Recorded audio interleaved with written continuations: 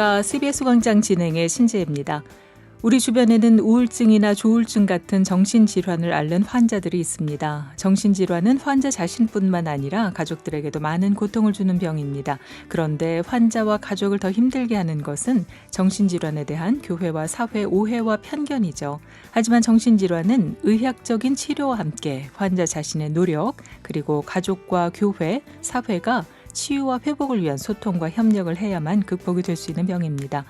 오늘 CBS 광장에서는 캠퍼스 선교에 헌신해 오신 IVF 대표 고직한 선교사 모시고 가족의 정신질환으로 극심한 고통을 겪었던 경험을 함께 나누고 정신질환의 치유와 회복을 위해서 정신질환자를 돕는 교회, 정품교회론에 대한 고직한 선교사 얘기를 들어봅니다. 고직한 선교사님 어서 오십시오. 반갑습니다. 예, 안녕하세요. 네. 그 이름도 아주 이상한 고지식한 고직한입니다. 예, 지금 뭐 이름만으로도 고직한 선교사께서 나오셨구나. 목소리만으로도 반가워하시는 분들이 많을 거예요. 감사합니다. 워낙 오래전부터 캠퍼스 선교 활동을 엄청나게 하셨잖아요. 네, 많은 활동을 하셨는데 요즘에는 주로 어떤 일들 관심 갖고 계신지 근황 먼저 여쭤봐도 될까요?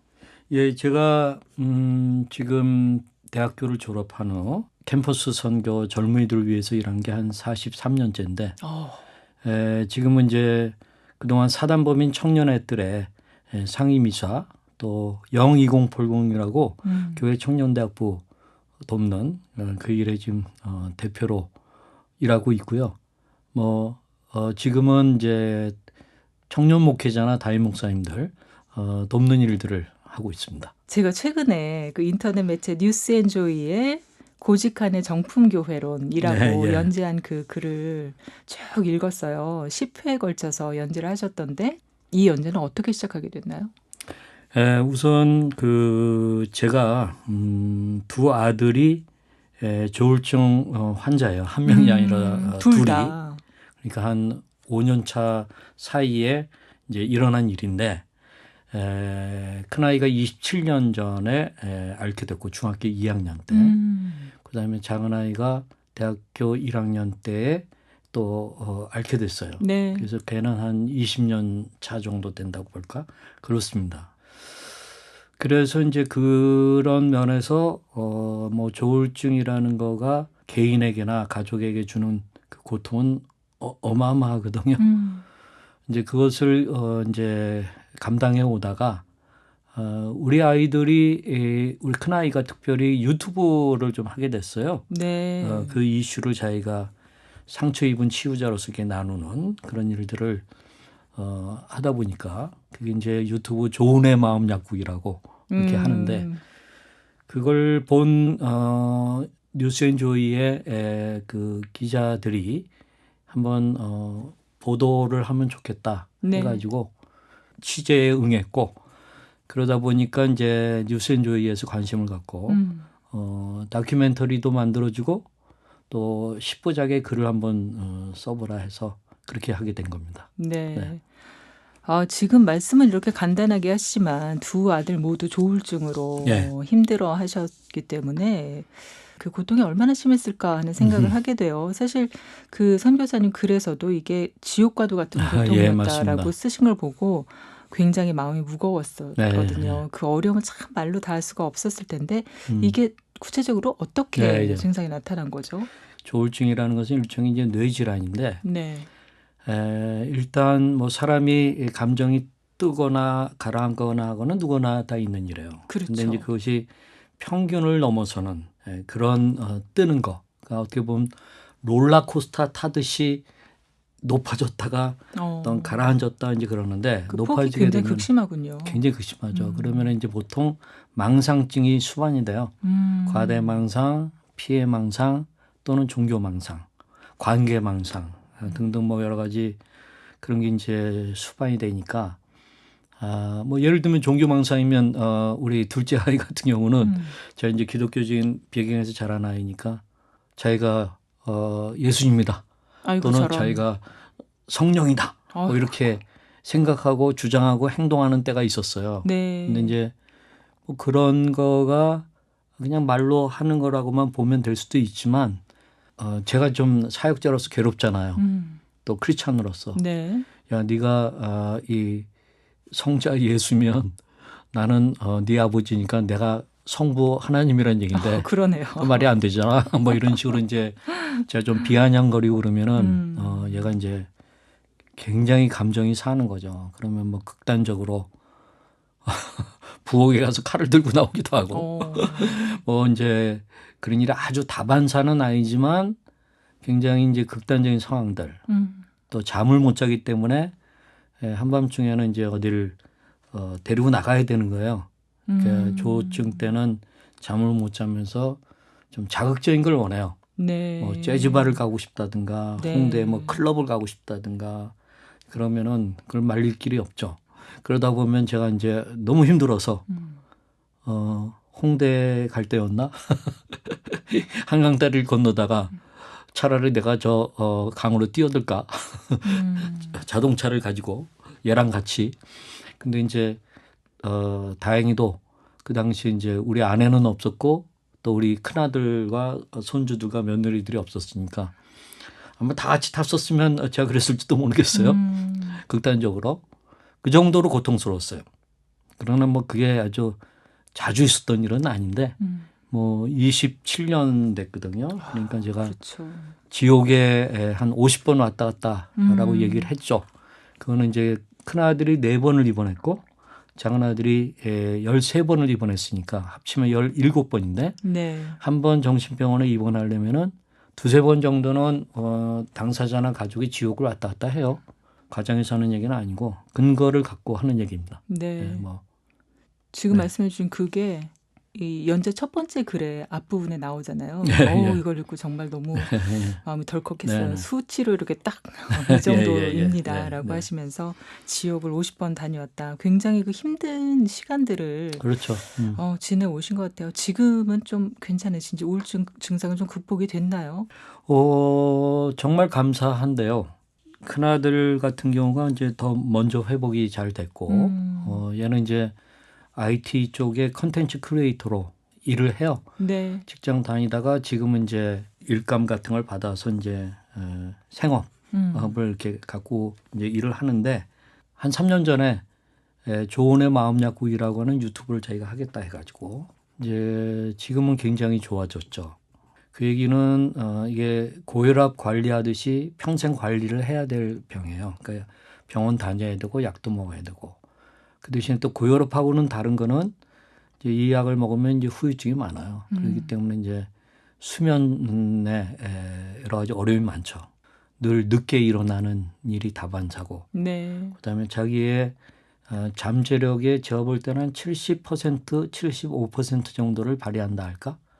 뭔가 한 25%, 30%는 이렇게 좀 묶여 있는 것 같은 이제 그런 컨디션이죠. 그렇지만 한창 심했을 때의 상황하고 비교하면 지금은 굉장히 감사한 거죠. 그렇죠. 본인도 잘 저거하고 둘째 아이 같은 경우도 많이 좋아졌는데 약간 얘는 좀 강박관념이 조증이 있을 때는 같이 좀 있어요. 그래서 이제 아주 완전히 자유롭다 이렇게 말할 수는 없는데 감사하게 또 잘 살아가고 또 결혼도 했고 네. 두 아내가 네. 각각 아주 잘 내조해서 며느리들이 너무 감사하죠. 뭐 정신과 간호사 수준이 됐어요. 네.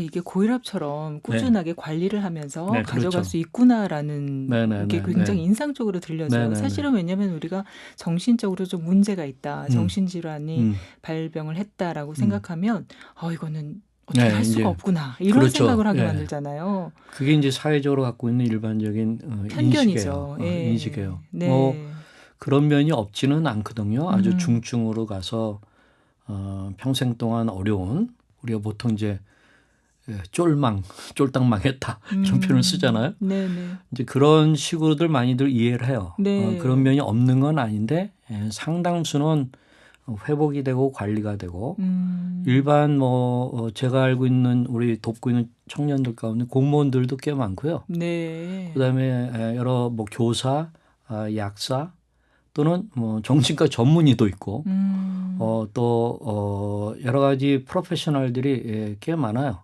네. 예. 지금 그래서 선 교사님 말씀 듣다 보니까 우리가 조금 그 개괄적인 용어 설명이랄까요? 이걸 예. 좀 했으면 좋겠어요. 네, 왜냐하면 맞습니다. 전반적으로 정신질환 이거는 굉장히 막 심각하고 그런 네. 중증을 의미하는 것 같은데 우리가 요즘에는 그래도 또 신경증, 예, 혹은 뭐 예, 정신증, 네, 또 네. 아주 보편적으로는 좀 약간 예. 어울리지 않는 것 같긴 하지만 사이코 뭐 이런 예, 얘기 많이 하잖아요. 예, 이런 예. 용어 좀 정리해 주세요. 우선 신경증이라고 하는 말은 예전에 노이로제라는 말로 이해하면 좀 더 나을 거예요. 신경쇠약. 그러니까 뭐 어떤 생활 사건을 만나서 잠을 잘 못 잔다든가 하면은 뭐 사람이 한두 주 정도 하루에 뭐 두세 시간밖에 못 잔다 그러면은 뭐 극도로 예민해지고 그렇죠. 위험하죠. 그렇죠. 이제 환청이 들린다든가 또는 어떤 환시가 있다든가 하는 그런 것은 이제 하나의 정신질환으로 보죠. 정신증으로 보죠. 그렇기 때문에 신경증하고 정신증하고는 좀 구별하는 약간의 경계선이 있어요. 그러니까 네.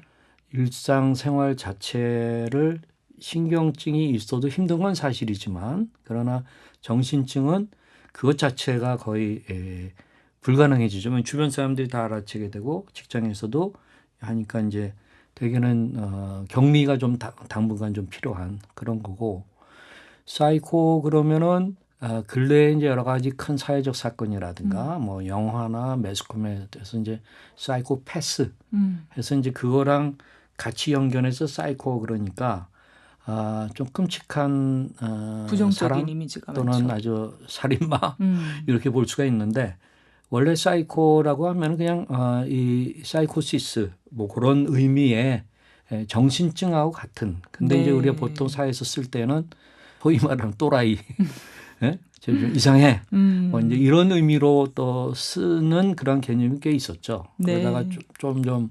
사이코패스라는 용어화되는 그런 경우들도 있고 그래서 딱히 정확하게 정의하기 좀 어려운 부분이 좀 있어요. 네. 이렇게 쭉 말씀 듣다 보니까 우리가 이 용어부터 좀 수정을 해야 되겠고 좀 네. 잘 정립을 해야겠다는 음. 생각이 들어요. 기존의 표현들은 어쩌면 지금 예, 얘기해 예, 주신 예. 사이코처럼 불안감을 네네. 조성하고 공포감을 예, 예, 유발하는 맞아요. 그런 네. 것들이 있네요. 근데 선 교사님은 이분들을 특별히 정신적인 정서적인 약자라고 부르시잖아요. 네네네.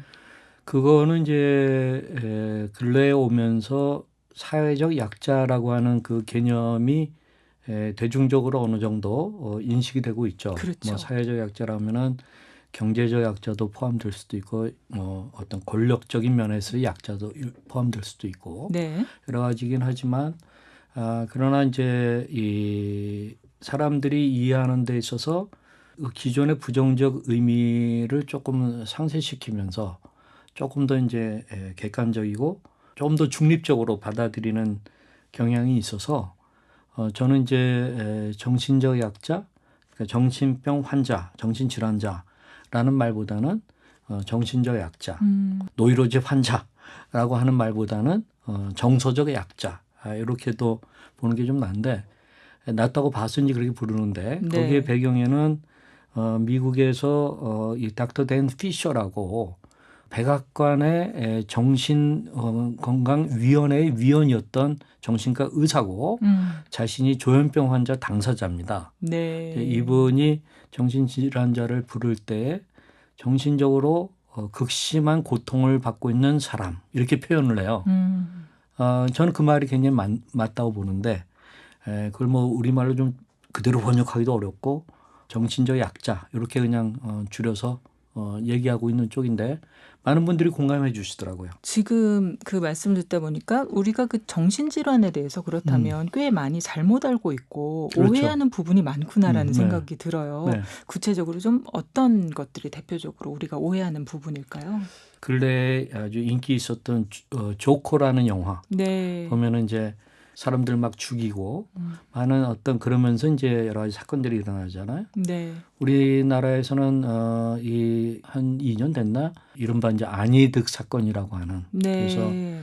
자기 아파트에서 불 지르고 그렇죠. 여러 명을 죽이기도 하고 상해를 입힌 그런 일이 한번 발생하게 되면은 또 근래에도 또 뭐 조현병 환자가 뭐 자기 부모를 죽였다든가 하는 식의 이제 극단적인 사건들이 나오면 대개는 이걸 정신질환자의 보통의 모습으로 보편화시키죠. 예. 보는 경우가 많아요. 그렇죠. 그때 그런 사건들이 나올 때마다 정신질환자 대부분과 가족들은 2번, 3번 죽죠. 사회적으로. 그런 편견에 이제 저하게 되니까. 그래서 이제 실질적으로 그런 극단적인 형사적 사건은 일반적인 사람들과 정신질환자를 비교해보면 일반적인 사람들도 훨씬 높아요. 근데 이제 정신질환자인 경우에는 조금 더 부각이 되는 거죠. 되고. 그러다 보면은 사회적으로 이제 어떤 배제돼야 될 대상, 어떤 낙인이라는 게 낙인. 저는 그거가 가장 큰 문제 내지 극복해야 될 어려움 그렇게 봅니다. 네. 코로나19 상황이 장기화되고 네. 앞으로는 뭐 포스트 코로나라는 말보다도 위드 코로나, 코로나와 함께 가는 시대가 된 거예요. 그렇죠. 이 상황 속에서 코로나 불륜이 어떻게 보면은 더 뉴로시스, 그 노이로제적 환자들은 많이 일어나고 또 정신질병적으로도 더 그렇거든요. 특히 네. 통계적으로 보게 되면은 20대의 여성들이 굉장히 우울증이나 이런 게 많이 빠져들고 있습니다. 왜냐하면 그들이 예민하니까. 네, 예민하기도 하고 사회에서 약자가 될 가능성이 많거든요. 그렇죠. 조직이나 직장에서 뭐 자른다고 한다면 먼저 그들부터 손대는 거죠. 네. 그런 게 많잖아요. 구조적으로. 네. 그러다 보니까 여러 가지 불안한 가운데 불안증에 빠지고 그래서 지금 코로나19라고 하는 것이 국민들에게 굉장히 보편적으로 이 문제를 갖다 주고 있어요. 그렇기 때문에 우리가 좀 전통적인 개념의 정신질환자 그 문제보다는 조금 더 넓혀서 볼 필요가 있습니다. 네. 네. 근데 교회 안에서는 어떨까요? 그렇다면. 교회가 이 정신질환과 관련해서 보게 되면은 우선 아마 가장 많이 떠오르는 거는 기도원 이상한 그렇죠. 기도원. 네. 그러니까 이제 귀신 들린 것으로 생각하고 축사, 귀신을 쫓아내는 거 또는 뭐 예를 들어서 아까 제가 이제 우리 아이가 내가 뭐 예수다 그러면은 저도 그랬어요. 소위 대적기도, 사탄의 영향을 받으니 쫓아내야 된다. 뭐 이런 개념이 굉장히 많았거든요. 네. 그러다 보니까 정품, 정신적 약자와 정서적 약자를 품어내는 것보다는 정신적 약자와 정서적 약자를 축출하는 그러니까 정축교회 저는 그렇게 봐요. 로 변질되는 거죠. 네네네. 그게 이제 한국교회의 아주 대표적인 모습 중에 하나고 또 하나는 이제 이 죄 문제랑 연관해서 써요. 부모가 무슨 죄를 졌길래 또는 그 당사자가 무슨 죄를 졌길래 저런 저주스러운 재앙을 만났나. 소위 말하는 번영신학적 관점으로 보게 되면 이건 저주죠. 그러다 보니까 예수님 믿는데 왜 저래? 잘못 믿는 거 아니야? 무슨 죄 때문에 그런 거 아니야? 또 기도가 부족한 거 아니야? 뭐 이런 오해를 받기에 딱 좋으니까 뭐 이렇게 자기를 노출한다든가 카밍아웃 한다든가 하면은 위험스러운 것이 되죠. 특별히 교회가 더 위험스럽습니다. 네. 네. 자, 지금 여러분께서는 CBS 광장을 듣고 계십니다. 오늘은 고직한의 정품교회론을 연지하신 고직한 선교사 초대해서 정신질환에 대한 가정과 교회 올바른 이해와 또 대처 방법에 대해서 얘기를 나누고 있습니다. 자, 선교사님 이제 그 정품교회 드디어 얘기를 좀 해보고 싶어요. 정신적, 정서적 약자들을 품는 교회, 정품교회. 이 정품교회가 되려면 먼저 정품 가정을 만들어야 한다고 얘기했는데 이건 어떤 개념일까요? 그러니까 우리가 교회를 생각하게 되면은 사실 교회 자체는 성경적인 의미에서 보게 되면은 뭐 혈통적 관계를 떠나서 하늘 가정이라고 생각해요. 또 하나님 나라의 가정. 그래서 성경에 보게 되면 교회를 이 가정과 가족의 개념으로 보는 게 굉장히 많잖아요. 그렇죠. 제가 이 정품 가족 또는 정품 가정 그렇게 얘기하는 것은 이 정신질환이 걸렸거나 정서적 약자가 됐을 때에 당사자가 스스로 극복해내기는 정말 어려워요. 그러면 가장 1차적으로 가깝게 책임도 있고 또 같이 해야 된다고 하는 것이 뭐 본능적으로 나오는 것은 가족이거든요. 네. 그렇기 때문에 저는 가족이 이 병에 대해서 먼저 알아야 된다고 보는 거예요. 가족이 무지하게 되면은 결국은 방치하게 되고 그것은 사회적으로 잘못하면은 시한폭탄 같이 되는 거예요. 네. 그리고 교회에서도 부담스러운 것이 되죠. 교회가 품고 싶어도 가족이 그것을 등한히 하게 되면은 어렵죠. 그러니까 저는 교회가 이 가족이 이거에 대한 인식이 있어야 된다라고 보는 쪽이에요.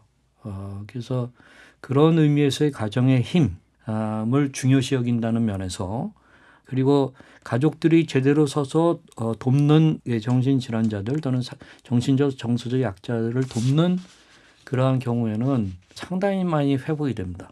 그러니까 교회에 대한 부담도 줄일 수 있고 사회적으로 정부에 대한 부담도 줄일 수가 있거든요. 그렇기 때문에 저는 가족들이 1차적으로 잘 서야 된다고 보는 거예요. 네. 자, 정품 가정이 결국은 그 교회를 또 구성하게 되기 때문에 이 일들을 같이 해나갈 수밖에 없는데 사실은 뭐 모든 문제를 교회에서 다 해결할 수는 없는 거고 그렇죠. 교회만의 힘으로는 이들을 품기 어려울 것 같아요. 아무래도 네네, 그렇겠죠. 그렇죠. 그런 문제들은 또 어떻게 같이 할 수 있을까요? 그게 이제 우리가 현대 사회로 오고 그러면서 이제 교회가 했던 일들 가운데 상당히 많은 부분들이 정부라든가 사회 단체에 이양되는 뭐 예를 들면 뭐 쉽게 생각해서 복지적인 문제도 국가적으로 복지 못할 때 이 교회가 성도들을 1차적으로 자기 성도들을 어려운 문제 있고 그러면 보살피잖아요. 그렇죠. 그리고 또 여러 가지 뭐 질병 때문에 고통을 받고 그러면 이제 보살피는 일들을 교회가 했었거든요. 근데 이제 그런 일들이 점점 이제 분화돼서 어떤 사회 뭐 NGO니 단체니 또는 정부가 복지제도를 통해 가지고 이제 커버하는 그런 일들이 많아졌어요. 그런데 여전히 이 교회의 성도들 가운데 이런 어려움이 있을 때 이제 교회가 도와야 될 부분들이 있는데 저는 가장 중요한 부분이 신학적이고 성경적인 그 관점의 변화가 가장 중요하다. 아까 제가 말씀드렸듯이 축출할 대상으로 보느냐 아니면 품어야 될 대상으로 보느냐 하는 건 신학적인 이슈거든요. 그렇죠. 그러니까 일단 그런 것부터 극복해 나가야 되는 게 있고 그다음에 하나님이 어떠한 분이시냐 하는 그런 거죠. 하나님이 심지어는 십자가에서 자기 아들을 죽이실 정도로 사랑의 하나님이신데 그러니까 그런 대상들도 사랑의 대상이거든요. 그런 의미에서 이거는 정부가 할 수 있는 일이 아니잖아요. 그렇죠. 이거는 저기 사회단체가 할 수 있는 일이 아니잖아요. 이거는 교회만이 할 수 있는 가장 본질적인 부분이거든요. 네. 그래서 어떤 정신질환이 있다 하더라도 정서적인 약자라고 하더라도 너는 하나님의 자녀야. 예수 그리스도를 지니실 때 믿는다면 하나님의 자녀야. 또 그런 핸디캡이나 어려움은 극복될 수가 있어. 하나님의 그것이 관심사야. 자, 이런 메시지가 있는 교회와 없는 교회는 굉장한 차이죠. 그렇죠. 그래서 온도의 이제, 차이가 굉장하네요. 네, 굉장한 차이입니다. 네. 그러니까 정품 교회가 된다고 하는 얘기는 우리가 조직 신학에서 말하는 인간론의 문제도 달라지는 거고 신론의 하나님에 대한 그 개념도 조금 더 성경적으로 되는 거고 그다음에 교회론도 교회가 이 약자를 품어내기 위한 공동체라고 하는 것도 달라져야 되는 그런 거기 때문에 저는 27년 동안 고민해 보고 성경을 보고 또 교회 생활을 하다 보니까 이 부분이 조금 더 저는 이제 예민하게 좀 생각하게 됐죠. 정품교회. 그렇죠. 교회만이 할 수 있는 그런 부분들, 교회가 끌어안을 수 네. 있는 부분들, 성경의 어떤 본질적인 부분들 네네. 이런 걸 우리가 다시 한번 생각해보고 네네네.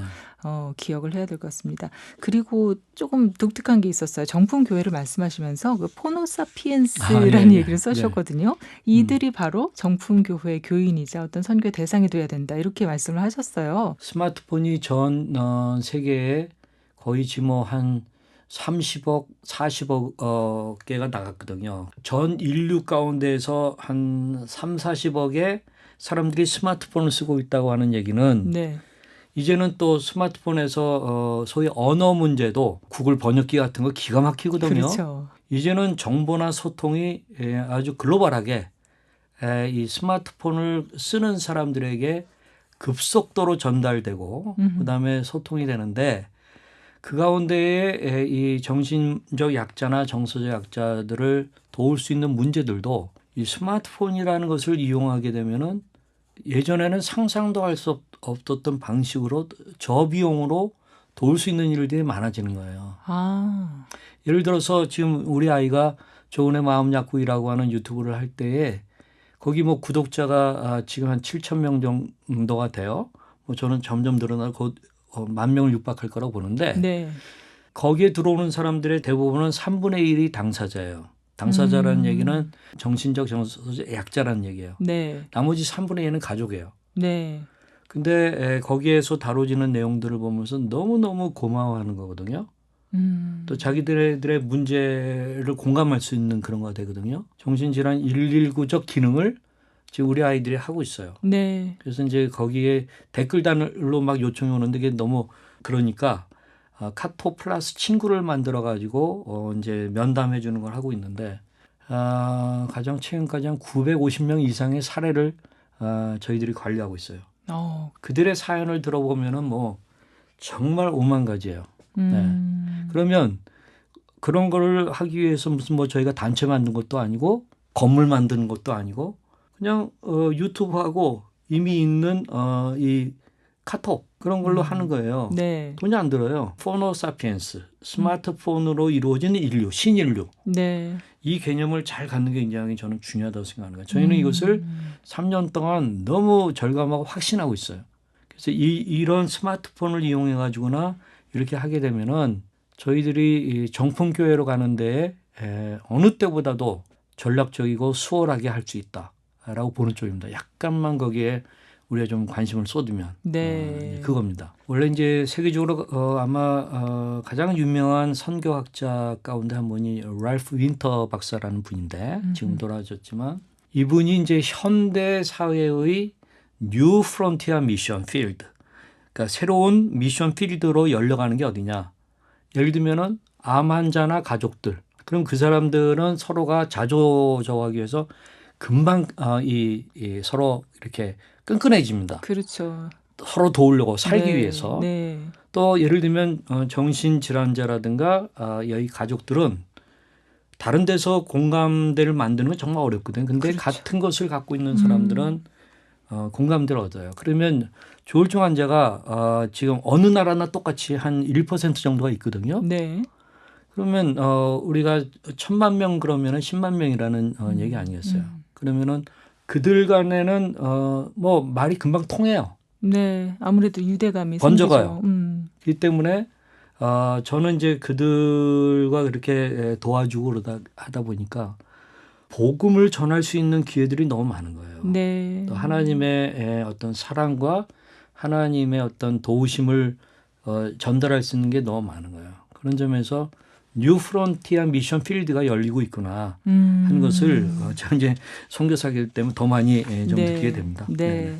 자, 정품교회. 그렇다면 우리가 알고 있는 어떤 그 전통적이고 성경적인 그 교회론의 차원에서는 어떻게 이해할 수 있는지도 좀 설명해 주시죠. 예, 제가 조금 아까 이제 예수 그리스도가 왜 오셨나 하는 것을 볼 때 뭐 가장 뭐 우리가 대표적으로 알고 있는 말씀이 누가복음 4장 같은 데 보게 되면 이사야서를 예수님 회당에서 인용하시면서 눌린 자들 또 가난한 자들 그다음에 어떤 묶인 자들을 풀기 위해서 또 해방시키기 위해서 오셨다 하고 이제 그것이 지금 예수님이 오신 것이 이루어졌다라고 이제 말씀을 하시잖아요. 네. 그 얘기는 무슨 얘기냐면 저는 예수님이 오셔서 하신 일의 본질이 무언가 매이고 묶이고 또 병들고 또는 가난하고 이런 소위 약자라고 얘기할 수 있는 그들을 위해서 오셨다는 얘기거든요.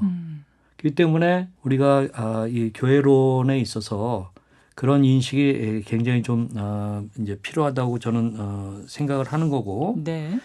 그다음에 이제 또 한 가지는 뭐냐면 데살로니가 전서 5장 같은 데 보면은 저는 교회론을 그 관점에서 잘 볼 필요가 있다고 보는데 사도 바울이 얘기하는 것 가운데 여러 가지를 얘기하다가 5장 14절에 또 형제들아 너희를 권면하노니 게으른 자들을 권계하며 마음이 약한 자들을 격려하고 힘이 없는 자들을 붙들어주며 모든 사람에게 오래 참으라. 여기 마음이 약한 자들을 격려한다는 얘기는 복잡하게 얘기하고 싶지 않고 여러 약자들이 있는데 정신적 약자와 정서적 약자는 다 포함되는 거예요. 이 사람들을 그 앞에 나온 것처럼 게으른 자들 권계, 훈계하는 쪽으로 하게 되면은 안 돼요. 근데 교회에서는 이 훈계하는 쪽으로 네가 의지가 약해서 그래 왜 기도 안 해? 이렇게 된다면 품어내야 돼요. 여기 보면은 마음이 약한 자들 격려하라고 그랬어요. 또 힘이 없는 자들을 붙들어 주라고 그랬어요. 그러면 되게 우울증을 갖게 되면은 무기력해지고 그다음에 정말 아무것도 할 수 없는 그런 상황에 빠지게 되거든요. 그런 사람은 약자거든요. 그런 사람들이 힘이 없는 자들을 붙들어 주라고 그랬지 그들을 훈계하라고 그러지 않았어요. 이게 교회가 할 일이거든요. 저는 여기 게으른 자들을 권계한다는 얘기도 권면하고 훈계한다는 건데 정신적인 약자가 되면은 게으르게 보여요. 아무리 부지런했던 사람도 약 먹고 이렇게 하다 보면은 늦게 일어나게 되고 해야 될 일 못하고 이불도 못 깨고 집안도 정리가 안 될 수 있고 그럼 흔히 우리는 왜 이렇게 게을러 하고 이제 권계하기가 쉽거든요. 그러나 정말 권계를 받아야 될 게으른 자들이 있어요. 근데 정신적 약자와 정서 약자를 모르고 거기에다 포함시켜 가지고 권계하면 이제 그게 막 누적이 되면 죄송합니다만 그들에 의해서 칼 맞는 일까지 일어나는 거예요. 그게 이 영역의 이슈인 거예요. 네. 네. 그래서 저는 정품 교회가 된다는 얘기는 교회론적으로 그동안 이 약했거나 또는 변질됐던 부분들을 회복하는 하나의 갱신되는 본질의 문제라고 보는 거예요. 그리고 교회가 교회답게 되는 그러한 것이라고 보는 거예요. 네. 우리나라 이 정품교회라고 부를 수 있는 사례들이 좀 있으면 소개해 주시죠. 제가 알고 있는 가장 대표적이고 프로페셔널한 교회는 한 두 개의 교회를 들고 싶은데 하나는 대형 교회로서는 온누리 교회가 가장 파워풀해요. 온누리 교회가 아주 오래 전부터 이 영역에 관심을 가지고 성도님들 가운데 전문 의들을 세우고 격려해주고 그들을 통해서 할 수 있는 그런 일들이 일어나서 전문적으로 정서적인 약자까지 품어내는 그러한 그룹들이 한 16개, 17개 정도로 굉장히 굉장히 잘 활성화시켰네요. 전문화되고 활성화되어 있어요. 네.